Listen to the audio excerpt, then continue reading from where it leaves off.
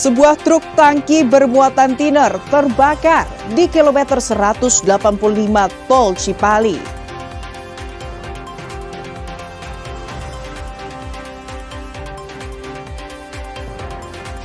Harga daging sapi di Pasar Kosambi tembus Rp160.000 per kilogram.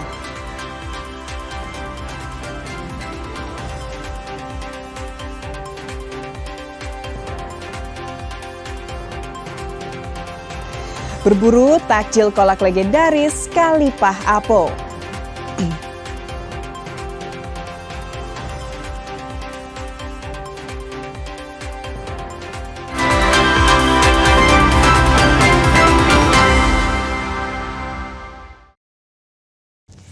Selamat pagi saudara, selain ketiga informasi utama tadi, kami masih memiliki informasi menarik lainnya. Saya Fida Alatas akan menemani Anda dengan berita independen, terpercaya. Kita simak Kompas Pagi selengkapnya.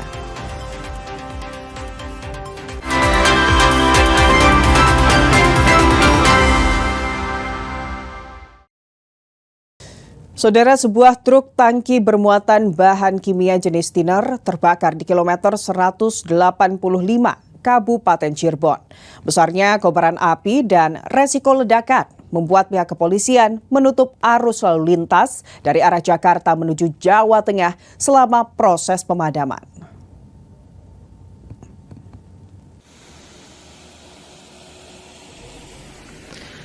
Kobaran api disertai asap hitam pekat membumbung tinggi di kilometer 185 ruas tol Cipali, wilayah desa Kedung Bunder, Kecamatan Gempol, Kabupaten Cirebon.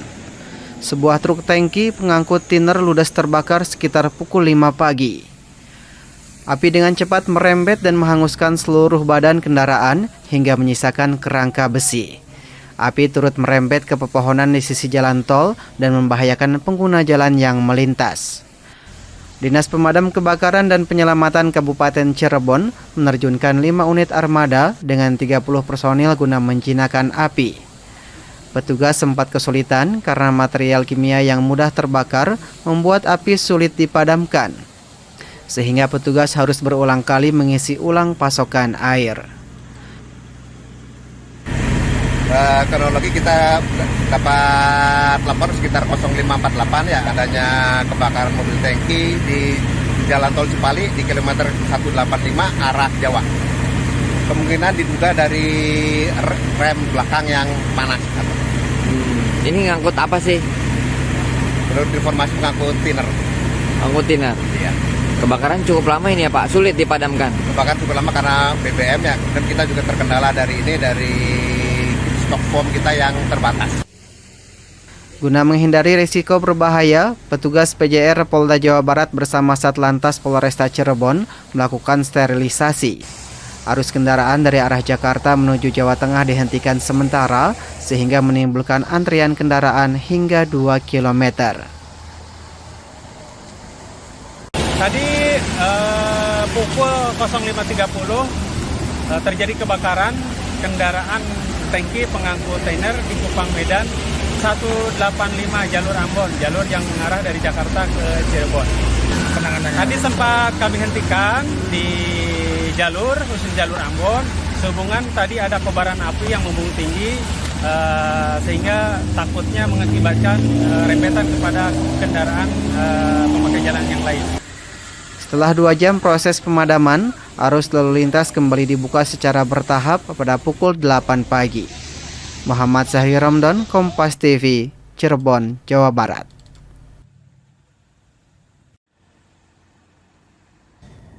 Saudara, Satuan Reserse Narkoba Polres Sukabumi Kota kembali membongkar jaringan peredaran narkotika jenis sabu dan ganja.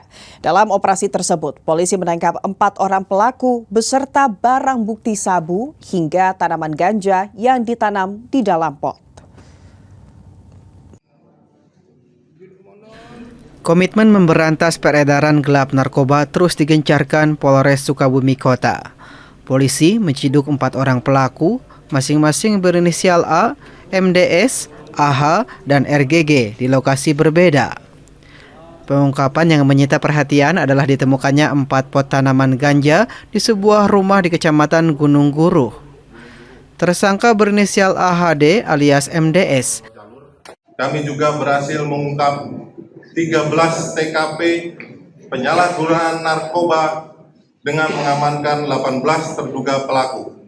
Barang bukti yang kami sita meliputi sabu seberat 67,29 gram, 4 pohon ganja, 169 butir psikotropika, 9.940 butir obat keras terbatas. Selain kasus ganja, polisi juga mengamankan tersangka RGG di Kecamatan Cisaat. Dari tangannya, petugas menyita 8 paket sabu siap edar dengan berat 2,76 gram serta sebuah timbangan digital. Pengungkapan ini merupakan bagian dari 13 kasus penyalahgunaan narkoba yang berhasil dibongkar saat Narkoba Polres Sukabumi Kota sejak awal tahun 2026. Kecamatan Wardoyong. Jadi dari kasus tersebut kami mengamankan 3 tersangka.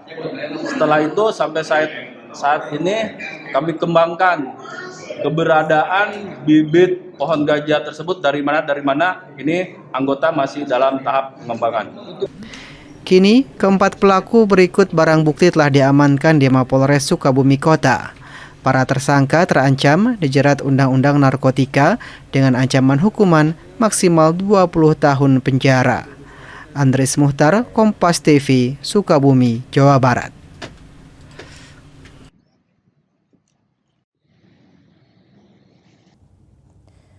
Polisi menangkap 2 remaja pembunuh pelajar SMP yang jasadnya ditemukan di lahan eks Kampung Gajah, Kecamatan Parongpong, Kabupaten Bandung Barat. 2 pelaku berinisial YA berusia 16 dan AP berusia 17 tahun diamankan di Desa Banyuresmi, Kabupaten Garut.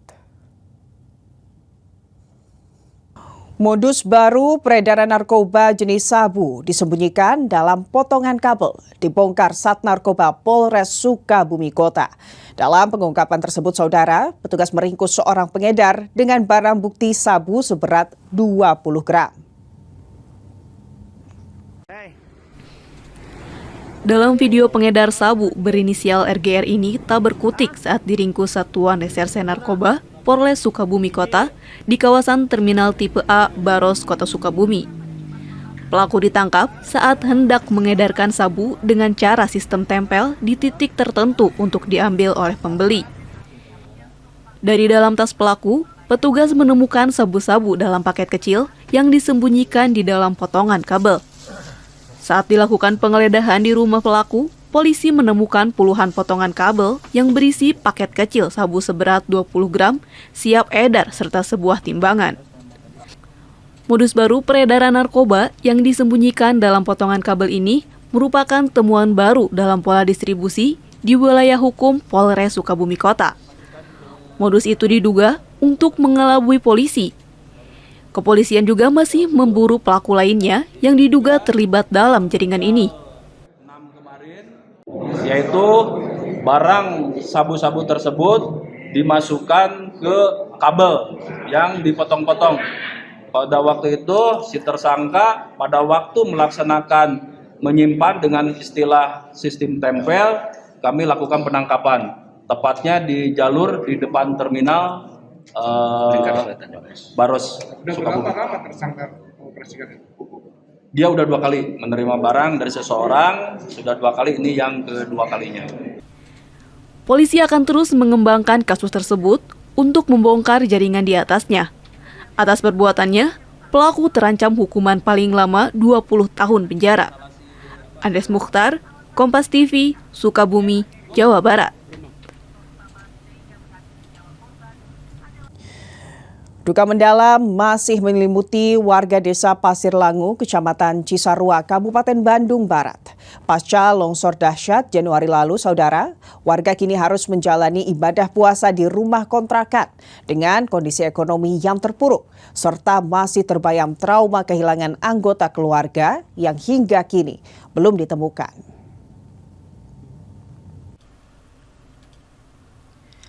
Beginilah kondisi terkini lokasi longsor di Desa Pasir Langu pasca operasi pencarian korban resmi dihentikan oleh pemerintah Kabupaten Bandung Barat. Meski masa tanggap darurat telah berakhir, sisa-sisa longsor masih terlihat jelas di titik bencana yang terjadi pada 24 Januari lalu. Beberapa warga yang rumahnya bersebelahan dengan titik longsor mulai mencoba bangkit dengan membenahi tanaman sayur mayur hingga membersihkan material longsoran. Namun, suasana di kantor desa yang sebelumnya ramai oleh pengungsi, kini mulai sepi karena warga memilih pindah ke rumah kontrakan, berbekal bantuan dana sewa dari pemerintah. Salah satu warga terdampak, Ibu Iin, tak kuasa menahan sedih saat menatap rumahnya yang kini berada di zona merah dan dilarang untuk dihuni kembali. Baginya, Ramadan tahun ini terasa sangat berbeda. Tak ada lagi acara berkumpul bersama keluarga besar, karena 10 anggota keluarganya menjadi korban, dan 2 di antaranya masih dinyatakan hilang. Iya, sedih Ibu Teh.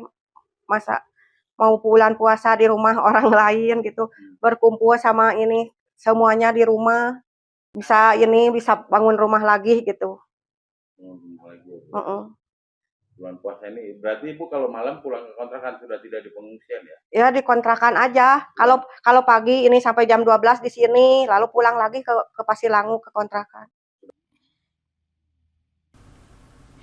Selain kehilangan tempat tinggal, warga juga kehilangan mata pencaharian karena lahan pertanian sayur mereka tertutup tanah.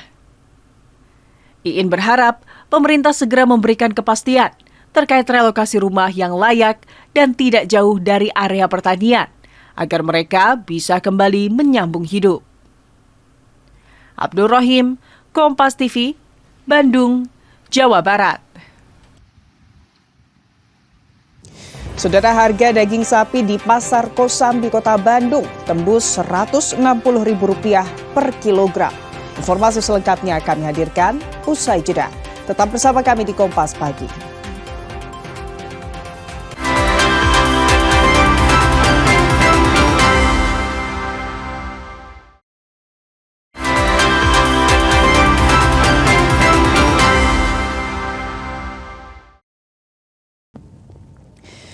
Memasuki awal bulan suci Ramadan, harga sejumlah kebutuhan pokok di Pasar Semi Modern Cibadak, Kabupaten Sukabumi terpantau masih cukup tinggi. Harga daging ayam potong kini menembus Rp48.000, sementara daging sapi bertahan di angka Rp150.000 per kilogram.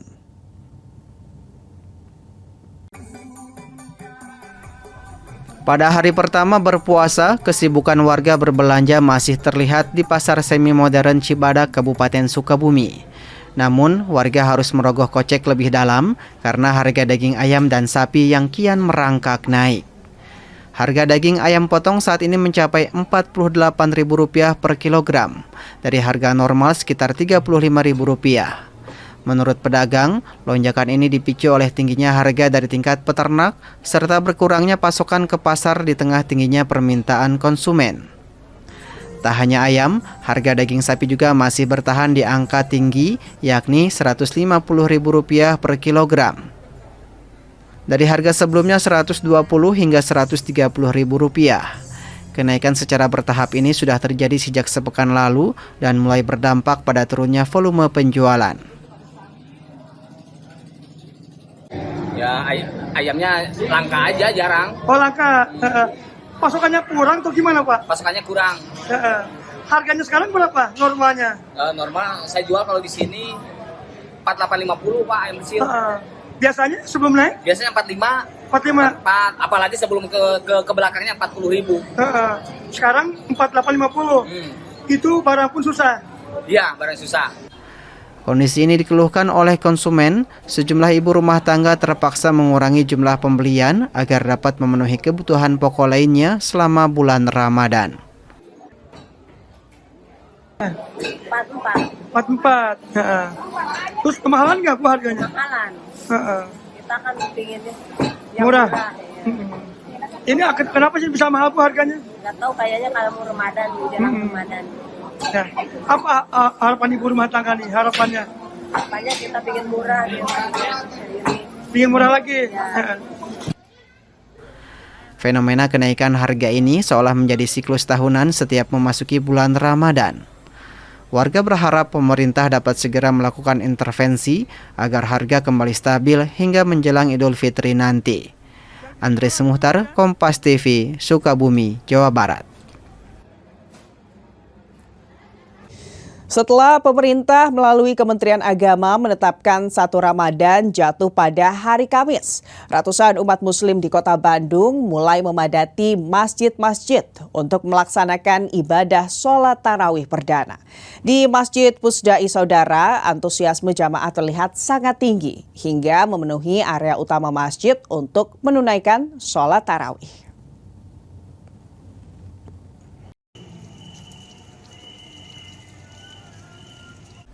Suasana hikmat menyelimuti Masjid Pusdai Jawa Barat pada Rabu malam. Ratusan jamaah dari berbagai sudut kota Bandung mulai berdatangan sejak waktu maghrib guna menantikan pelaksanaan sholat tarawih pertama di tahun 2026 ini. Hingga menjelang waktu Isya, arus kehadiran jamaah terus bertambah hingga memenuhi area dalam masjid. Diperkirakan sekitar 1.000 jamaah turut serta dalam rangkaian ibadah malam ini. Selain sebagai bentuk ketaatan, momen tarawih perdana ini juga menjadi ajang silaturahmi warga dalam menyambut bulan penuh berkah.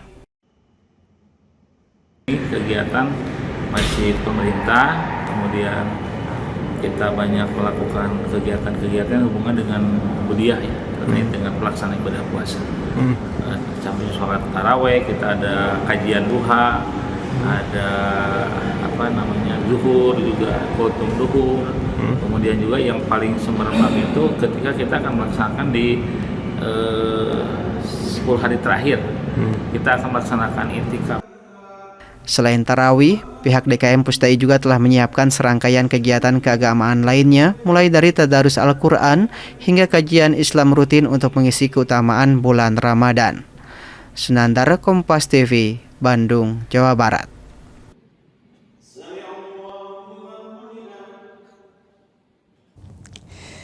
Sebuah pameran seni bertajuk Reflection menjadi ruang protes sekaligus ajakan merenung atas perjuangan teman tuli yang selama bertahun-tahun harus berjuang memahami perkuliahan tanpa juru bahasa isyarat.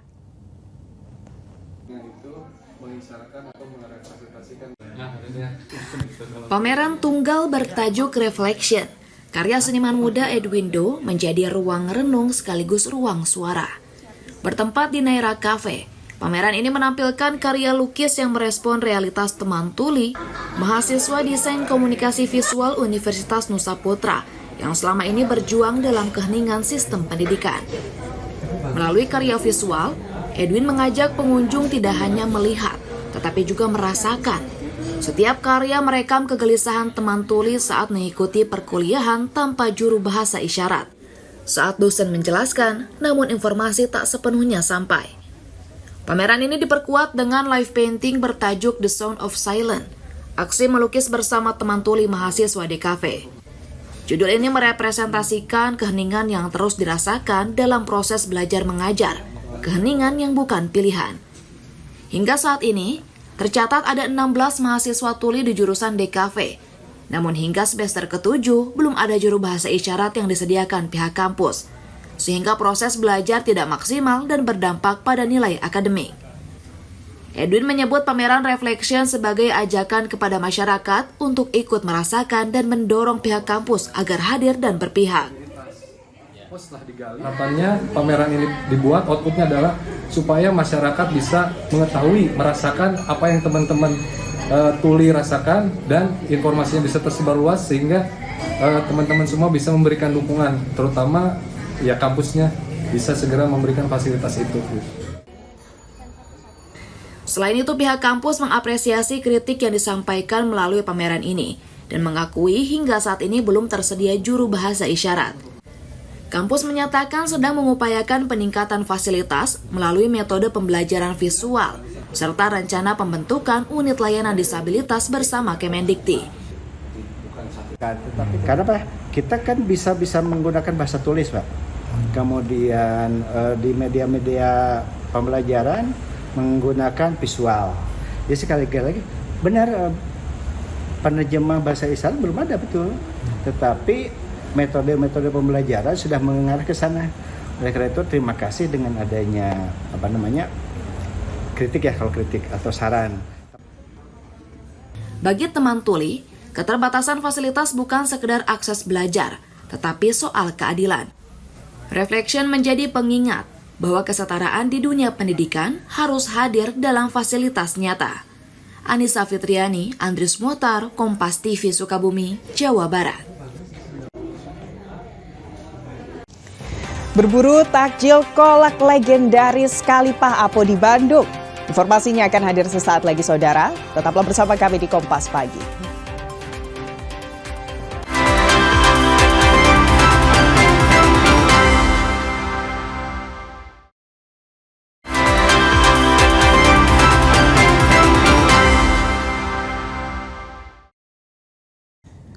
Memasuki hari pertama bulan suci Ramadan, berburu takjil menjadi momen yang paling dinanti.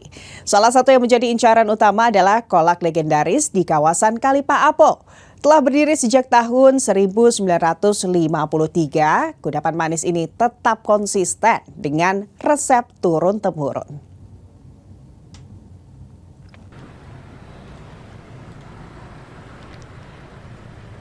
Kawasan Kalipah Apo, Kota Bandung, kembali dipadati warga yang antusias berburu menu berbuka puasa. Di antara deretan penjual takjil, satu kedai tampak paling mencolok karena kesetiaan pelanggannya. Inilah kolak Kalipah Apo, usaha keluarga yang kini dikelola oleh generasi ketiga. Meski sudah 3 kali berganti tangan, cita rasa dan konsep penyajiannya tetap dipertahankan, sama seperti saat pertama kali berdiri 73 tahun silam. Rahasia kekuatannya terletak pada kesederhanaan resep turun-temurun tanpa modifikasi. Menu yang disajikan pun tidak berubah, menjadi penawar rindu bagi mereka yang mencari rasa klasik di tengah gempuran takjil kekinian. Untuk konsep dan menu-menu, saya masih mempertahankan cita rasanya sama seperti dulu. Jadi masih resep dari generasi pertama saya, yaitu nenek saya dan ibu saya. Untuk pelanggan kami, biasanya yang pasti dari daerah sekitar Bandung, tapi dengan bertambahnya waktu, sekarang sudah sampai ke mancanegara juga. Pada momen Ramadan 2026 ini, permintaan melonjak tajam hingga 500 porsi habis terjual setiap harinya. Kolaknya tuh legit ya, terus macam-macam kolaknya tuh banyak, nggak kayak, jadi ada bubuk candilnya pun ada beberapa candil dari yang bubuk dari candil ketan, ada candil dari ubi ungu, ada ubi yang biasa, ada terus ada ada hanjeli, di tempat lain tuh nggak ada. Meski sangat identik dengan bulan puasa, kolak Kalipah Apo sebenarnya tetap berjualan di hari biasa. Namun, atmosfer berburu kenangan dan cita rasa di tempat ini selalu terasa spesial setiap kali bulan suci tiba. Sunandar, Kompas TV, Bandung, Jawa Barat. Memasuki bulan suci Ramadan, saudara, berburu takjil menjadi tradisi yang tak terlewatkan. Di kota Sukabumi, Jawa Barat, ada sebuah lapak kue basah legendaris di kawasan Cikirai yang sudah bertahan selama 3 generasi. Meski dijual dengan harga mulai Rp1.500, konsistensi rasa tradisionalnya membuat warga rela mengantre demi melengkapi menu berbuka.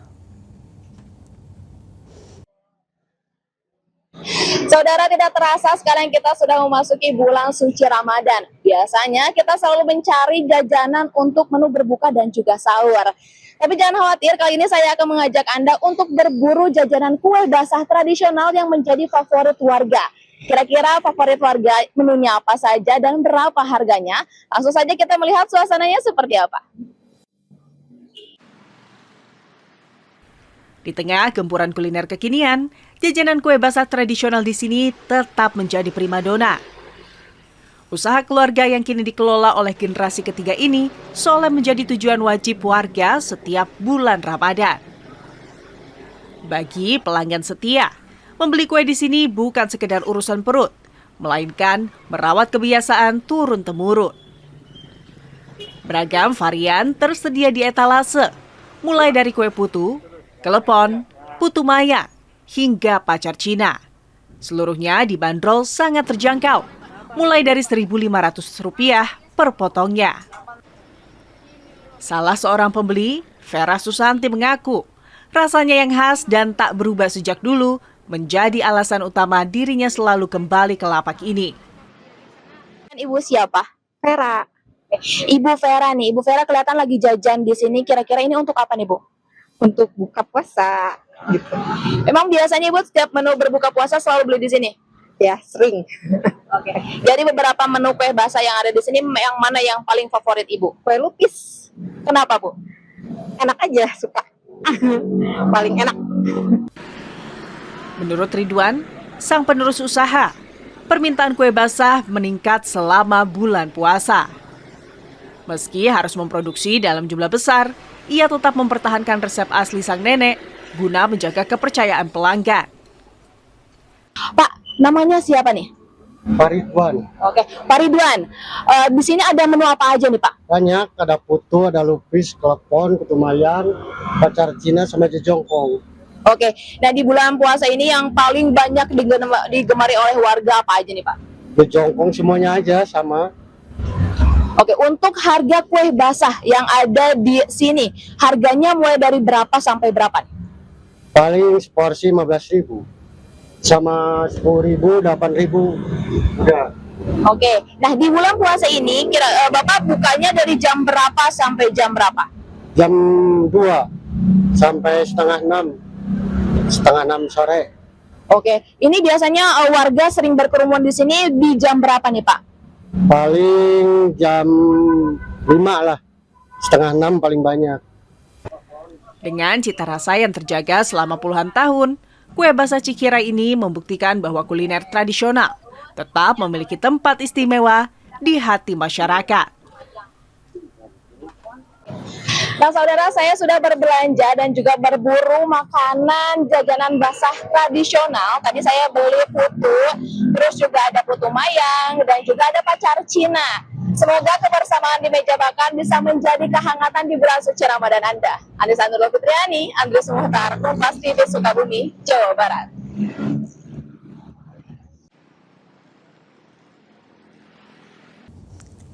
Memasuki bulan suci Ramadan 1447 Hijriah, Masjid Raya Al-Jabar tak hanya menyajikan kemegahan arsitektur.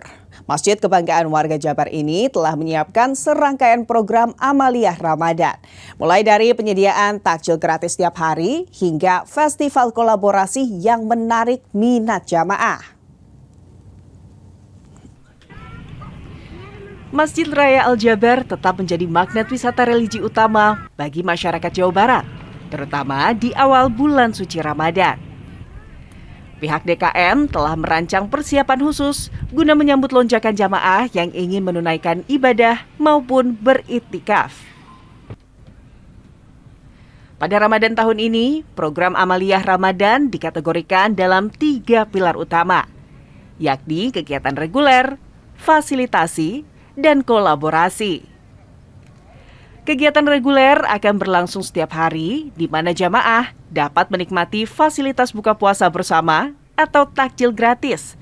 Dilanjutkan dengan sholat tarawih berjamaah yang diisi dengan tausiah inspiratif. Sementara itu, program fasilitas memberikan ruang bagi pihak eksternal untuk mengadakan kajian keagamaan. Adapun program kolaborasi akan memanjakan pengunjung dengan gelaran festival Ramadan yang menggabungkan aspek religi dan ekonomi kreatif. Jamaah tentu kebanyakan dari Bandung dan sekitarnya, meskipun ada yang dari luar kota Bandung, ya, dari luar Jawa Barat bahkan itu banyak. Tetapi sebagian besar masih Bandung dan sekitarnya. Untuk buka puasa dari Masjid Al Jabar sendiri menyiapkan apa enggak nih? Menyiapkan takjil yang kita fasilitasi 3.000 sampai 4.000 untuk takjil gratis. Tiap hari apa gimana? Tiap hari. Tiap hari. Ya selama bulan Ramadan. Dengan kapasitas area dalam yang mampu menampung 33.000 jamaah, masjid yang dijuluki Masjid Terapung Gede Bage ini siap menjadi ruang spiritual yang nyaman bagi warga. Andri Iskandar, Kompas TV, Bandung, Jawa Barat.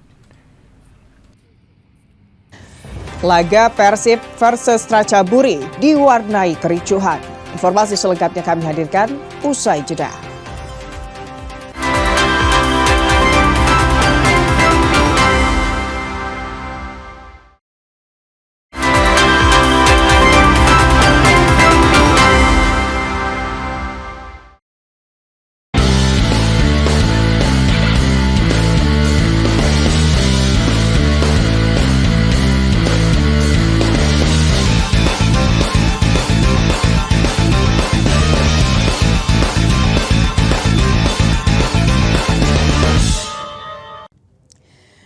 Persib Bandung dipastikan gagal melaju ke perempat final AFC Champions League 2.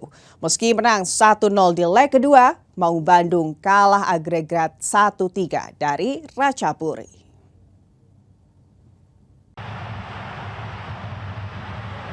Menjamu Ratchaburi pada leg kedua babak 16 besar AFC Champions League 2, Persib Bandung yang membutuhkan kemenangan langsung menyerang sejak kick-off. Di menit 23, usaha Berguinho masih mampu diamankan kiper Ratchaburi. Terus tampil Spartan, gol akhirnya hadir di menit 42. Bobotoh di Stadion Gelora Bandung Lautan Api bersorak lewat aksi Andrew Yung. Meski sempat dianulir, gol terhitung sah usai melihat lewat VAR.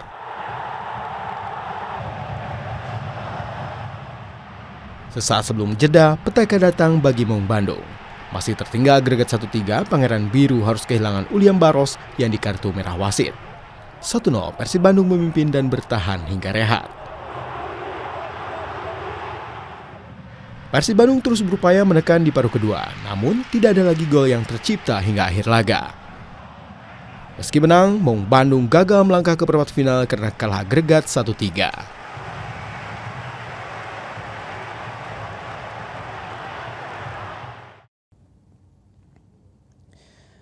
Lumpuhnya sportivitas mewarnai akhir dari perjalanan Persib Bandung di ajang AFC Champions League 2. Usai laga kontra Ratchaburi FC Rabu malam, sejumlah supporter nekat turun ke lapangan untuk meluapkan kekecewaan terhadap kepemimpinan wasit. Meski menang tipis 1-0, Persib tetap tersingkir dan kini terancam sanksi berat Konfederasi Sepak Bola Asia.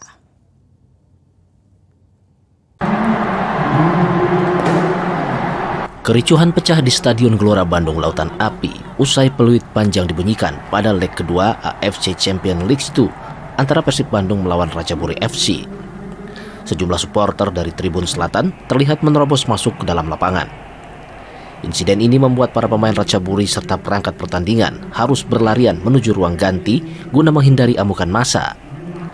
Para supporter disinyalir kecewa dengan keputusan wasit asal Arab Saudi, Majed Mohamed Al-Samrani, yang dinilai banyak merugikan tim tuan rumah selama jalannya pertandingan.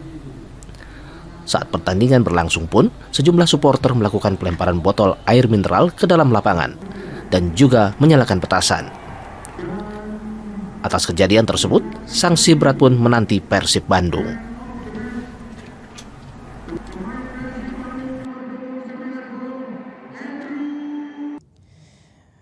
Persib Bandung dirumorkan akan mendatangkan pemain kelas Eropa. Maung Bandung dikabarkan akan mendaratkan kiper dari Belanda, Ronald Koeman Junior, pada bursa transfer musim panas.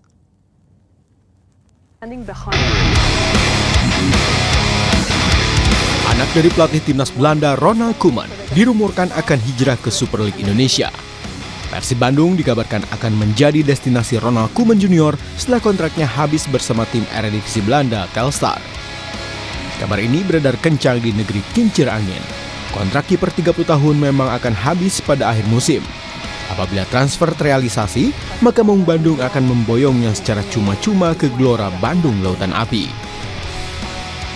Bisa dibilang kompetisi Eredivisie musim 2025-2026 menjadi berkah tersendiri bagi laki-laki kelahiran Barcelona. 10 Agustus 2025, Koeman Junior jalani debut di kompetisi teratas negeri kincir angin setelah sebelumnya berkarir di kompetisi kasta kedua. Menjalani 22 penampilan bersama Telstar, kiper berpostur 188 cm kemasukan 37 gol dengan membuat 3 kali clean sheet. Persib Bandung memang membutuhkan kedalaman skuad di sektor penjaga gawang. Saat ini, Teja Paku Alam menjadi kiper utama. Bahkan, Maung Bandung harus mendaftarkan asisten pelatih Imade Wirawan yang kembali turun menjadi kiper di Liga. Adam Persibek hanya didaftarkan untuk ACL2. Dengan pengalaman sang anak legenda Ronald Koeman, tak hanya akan menjadi daya tarik, tentu kemampuannya di Eredivisie Belanda akan membuat Teja Paku Alam mendapatkan pesaing berkualitas. Namun Persib tak akan sendiri. Kabarnya salah satu klub asal Singapura juga berminat untuk mendapatkan jasa Ronald Koeman Junior.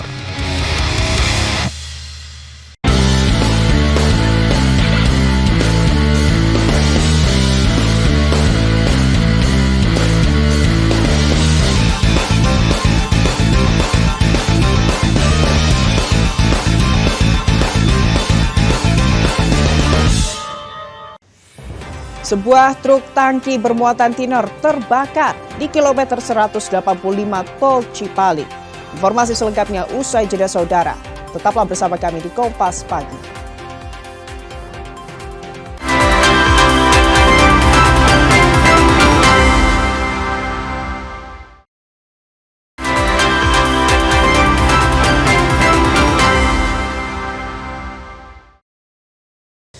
Saudara, sebuah truk tangki bermuatan bahan kimia jenis tiner terbakar di kilometer 185 Kabupaten Cirebon. Besarnya kobaran api dan resiko ledakan membuat pihak kepolisian menutup arus lalu lintas dari arah Jakarta menuju Jawa Tengah selama proses pemadaman.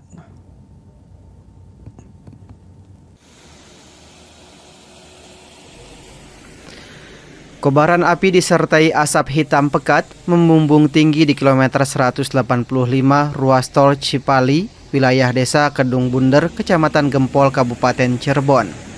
Sebuah truk tangki pengangkut tiner ludes terbakar sekitar pukul 5 pagi. Api dengan cepat merembet dan menghanguskan seluruh badan kendaraan hingga menyisakan kerangka besi. Api turut merembet ke pepohonan di sisi jalan tol dan membahayakan pengguna jalan yang melintas.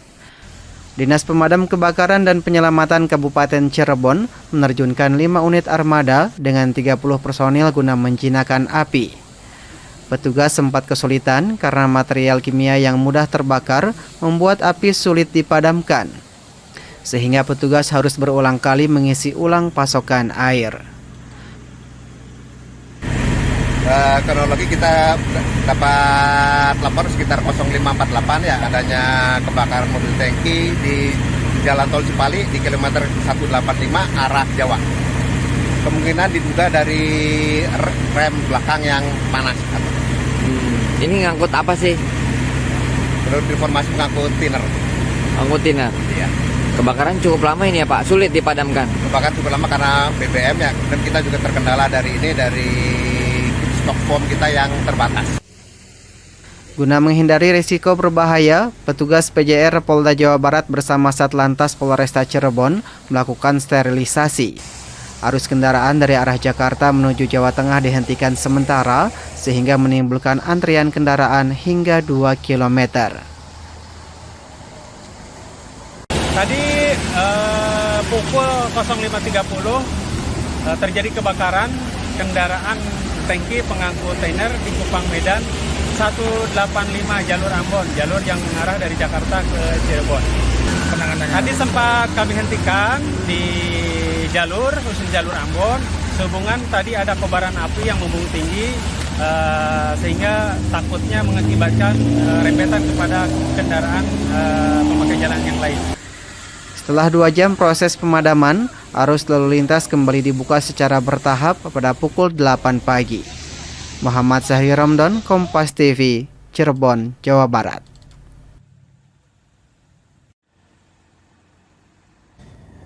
Saudara, Satuan Reserse Narkoba Polres Sukabumi Kota kembali membongkar jaringan peredaran narkotika jenis sabu dan ganja. Dalam operasi tersebut, polisi menangkap 4 orang pelaku beserta barang bukti sabu hingga tanaman ganja yang ditanam di dalam pot. Komitmen memberantas peredaran gelap narkoba terus digencarkan Polres Sukabumi Kota. Polisi menciduk 4 orang pelaku, masing-masing berinisial A, MDS, AH, dan RGG di lokasi berbeda. Pengungkapan yang menyita perhatian adalah ditemukannya 4 pot tanaman ganja di sebuah rumah di Kecamatan Gunung Guruh. Tersangka berinisial AHD alias MDS. Kami juga berhasil mengungkap 13 TKP penyalahgunaan narkoba dengan mengamankan 18 terduga pelaku. Barang bukti yang kami sita meliputi sabu seberat 67,29 gram, 4 pohon ganja, 169 butir psikotropika, 9.940 butir obat keras terbatas. Selain kasus ganja, polisi juga mengamankan tersangka RGG di Kecamatan Cisaat. Dari tangannya, petugas menyita 8 paket sabu siap edar dengan berat 2,76 gram serta sebuah timbangan digital. Pengungkapan ini merupakan bagian dari 13 kasus penyalahgunaan narkoba yang berhasil dibongkar saat Narkoba Polres Sukabumi Kota sejak awal tahun 2026. Kecamatan Wardoyong. Jadi dari kasus tersebut kami mengamankan 3 tersangka. Setelah itu sampai saat ini kami kembangkan keberadaan bibit pohon ganja tersebut dari mana ini anggota masih dalam tahap pengembangan. Kini keempat pelaku berikut barang bukti telah diamankan di Mapolres Sukabumi Kota. Para tersangka terancam dijerat Undang-Undang Narkotika dengan ancaman hukuman maksimal 20 tahun penjara. Andres Muhtar, Kompas TV, Sukabumi, Jawa Barat.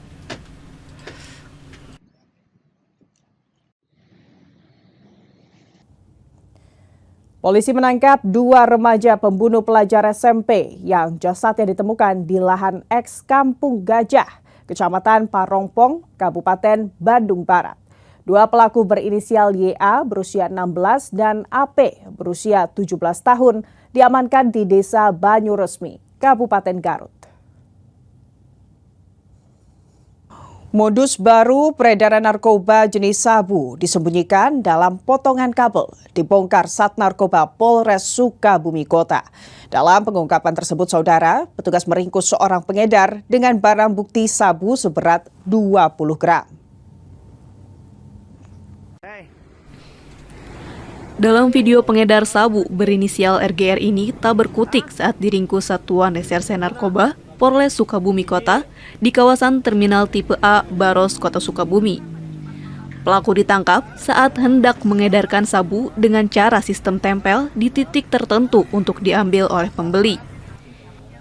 Dari dalam tas pelaku, petugas menemukan sabu-sabu dalam paket kecil yang disembunyikan di dalam potongan kabel. Saat dilakukan penggeledahan di rumah pelaku, polisi menemukan puluhan potongan kabel yang berisi paket kecil sabu seberat 20 gram siap edar serta sebuah timbangan. Modus baru peredaran narkoba yang disembunyikan dalam potongan kabel ini merupakan temuan baru dalam pola distribusi di wilayah hukum Polres Sukabumi Kota. Modus itu diduga untuk mengelabui polisi. Kepolisian juga masih memburu pelaku lainnya yang diduga terlibat dalam jaringan ini. Yaitu barang sabu-sabu tersebut dimasukkan ke kabel yang dipotong-potong. Pada waktu itu si tersangka pada waktu melaksanakan menyimpan dengan istilah sistem tempel, kami lakukan penangkapan. Tepatnya di jalur di depan terminal Baros, Sukabumi. Berapa tersangka operasikan itu? Dia udah 2 kali menerima barang dari seseorang, sudah 2 kali, ini yang kedua kalinya. Polisi akan terus mengembangkan kasus tersebut untuk membongkar jaringan di atasnya. Atas perbuatannya, Pelaku terancam hukuman paling lama 20 tahun penjara. Andes Mukhtar, Kompas TV, Sukabumi, Jawa Barat. Duka mendalam masih menyelimuti warga desa Pasir Langu, Kecamatan Cisarua, Kabupaten Bandung Barat. Pasca longsor dahsyat Januari lalu, saudara, warga kini harus menjalani ibadah puasa di rumah kontrakan dengan kondisi ekonomi yang terpuruk, serta masih terbayang trauma kehilangan anggota keluarga yang hingga kini belum ditemukan.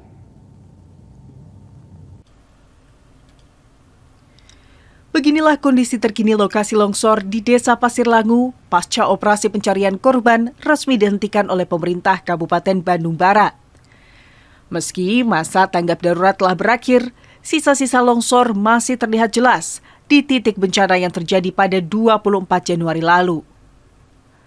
Beberapa warga yang rumahnya bersebelahan dengan titik longsor mulai mencoba bangkit dengan membenahi tanaman sayur mayur hingga membersihkan material longsoran. Namun, suasana di kantor desa yang sebelumnya ramai oleh pengungsi, kini mulai sepi karena warga memilih pindah ke rumah kontrakan, berbekal bantuan dana sewa dari pemerintah. Salah satu warga terdampak, Ibu Iin, tak kuasa menahan sedih saat menatap rumahnya yang kini berada di zona merah dan dilarang untuk dihuni kembali. Baginya, Ramadan tahun ini terasa sangat berbeda. Tak ada lagi acara berkumpul bersama keluarga besar karena 10 anggota keluarganya menjadi korban dan 2 di antaranya masih dinyatakan hilang. Iya, sedih Ibu Teh. Masa mau bulan puasa di rumah orang lain gitu, berkumpul sama ini semuanya di rumah, bisa bangun rumah lagi gitu. Bulan puasa ini berarti Ibu kalau malam pulang ke kontrakan sudah tidak di pengungsian ya? Ya di kontrakan aja. Kalau pagi ini sampai jam 12 di sini, lalu pulang lagi ke Pasir Langu ke kontrakan. Selain kehilangan tempat tinggal, warga juga kehilangan mata pencaharian karena lahan pertanian sayur mereka tertutup tanah. Iin berharap pemerintah segera memberikan kepastian terkait relokasi rumah yang layak dan tidak jauh dari area pertanian, agar mereka bisa kembali menyambung hidup. Abdul Rahim, Kompas TV, Bandung, Jawa Barat. Saudara, dengan berakhirnya informasi tadi sekaligus mengakhiri Kompas Pagi episode hari ini. Saya Fida Alatas beserta kru yang bertugas mengucapkan terima kasih dan sampai jumpa.